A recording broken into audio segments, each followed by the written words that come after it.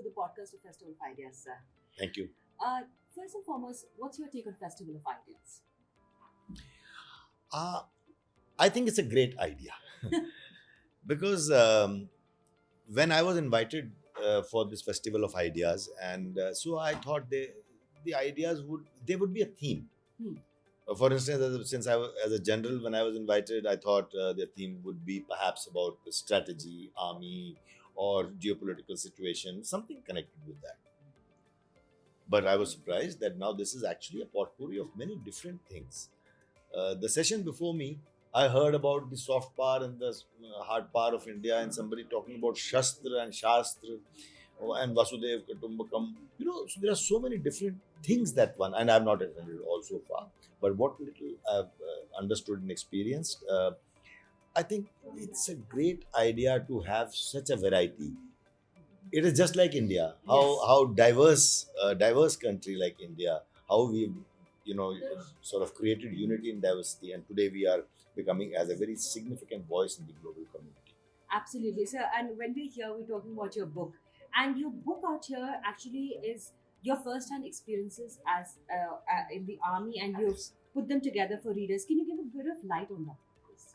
Right. So let me tell you that this was not the book I started writing first. I was writing about another book, and if you permit me, I'll talk about that later. I was writing about. I'm from Jammu and Kashmir Light Infantry. I've served a lot in Jammu and Kashmir. I was a corps commander in Kashmir when we planned the surgical strikes in 2016. So I was writing about a Kashmiri hero Okay. because my regiment has half of them are Kashmiri Muslims. So I was writing about one hero of Kashmir, a terrorist who started as a terrorist, then became a soldier, and then became a hero. He got the highest award in India, Ashok Chakra, Nazir Ahmed Bani. But then suddenly the lockdown happened. During that time, when I was talking to my publisher, she said, the world today needs inspirational stories. Instead of one long drawn out novel, and it is not only a novel, it is also interspersed with my own experiences in Kashmir. So it was going to be a little heavy book. We want some stories that inspire. Yes. And she said, why don't you've been telling me about so many stories. We were just exchanging anecdotes. I told her about my life, how I've been in combat, and how the soldiers' bravery, the soldiers' heartbreaks. When a soldier can be very brave, not think about his family back home when he's in combat. I mean, I've done that so many times myself. I was a colonel that time, commanding a battalion in combat.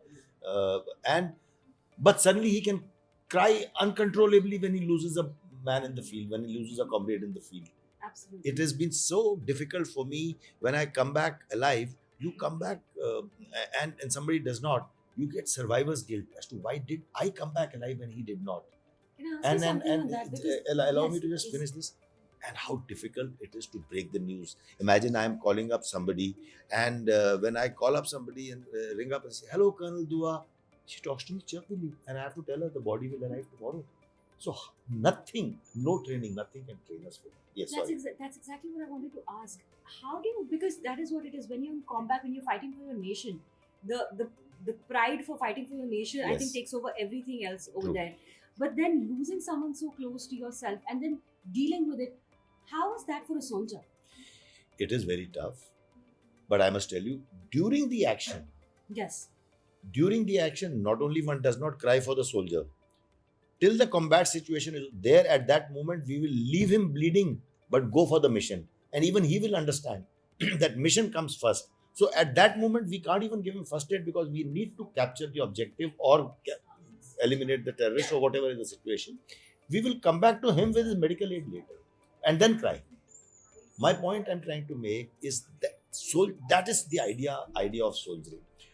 Then there are diverse at a higher perch. My first story in this book is about surgical strikes, which I planned and executed as corps commander. No, I was not in the field. Yes. But you are dying 1,000 deaths because today you are not in the field. You are not able to control anything. You are dependent on the input that you get from them. And those guys did a great job. Today we established new rules for the country. Yes. And the surgical strike was the first time that we went across and hit them in the terror camps rather than always being defensive whenever they struck and killed people. I cannot live down the 18 deaths in Puri of my young soldiers. 18 young lives were lost on my watch. I was the corps commander. So I think at least there is closure. We did what we did. And there are so many such instances in a soldier's life, especially when you are in combat. But not all of them are full of bravery. Some of them are heartbreaks. Some of them are very different. Absolutely. And for that, I'm sure our readers need to read this book to know more. But before I let you go, I would want to ask you, what are our readers going to get from you in the future? Um, Thank you for asking me that. Before that, let me tell you that it's easier for readers. This book is translated in 3 languages already, and it's an audiobook also, so it's a little easier to, it has better reach. So in the future, the book that I told you about Yes. Nazir Ahmad Wani, he started his life as a terrorist. Then he surrendered, and there was a very bold experiment called Ikhwan in the 90s. So that experiment of Ikhwan, when we started, where all surrendered terrorists started helping the army and the police to overcome terrorism. So then he became part of that Ikhwan group. Thereafter, a bolder experiment, we took them into army in my Jammu and Kashmir Light Infantry. A battalion was raised. So that book is all about his story. He got 2 Sena medals and Ashok Chakra, the highest award. But it is also interspersed with my own experiences of Jammu and Kashmir, right from a second lieutenant to a general. So it's a adroit mix of both the narratives running parallelly. Because my service, when I started serving, he was born few months later, and when I retired 39 years later, 3 weeks later, he lost his life. So our journeys have been concurrent. It will be excellent for our readers to read that. Thank And you. the second book that I'm writing about is about the highest decorated soldier in Indian Army. Naib Subedar Chunilal, he got Ashok Chakra posthumously, a Veer Chakra, and a Sena medal. Veer Chakra was with me in combat, and I was the commanding officer. So I have been in combat with this brave soldier. He's the highest decorated soldier. So my books are not about grand strategy or something. They are more readable by people. They're not only about Kashmir solutions and the problems. They are about the human beings like you and me placed in situations that do a different job.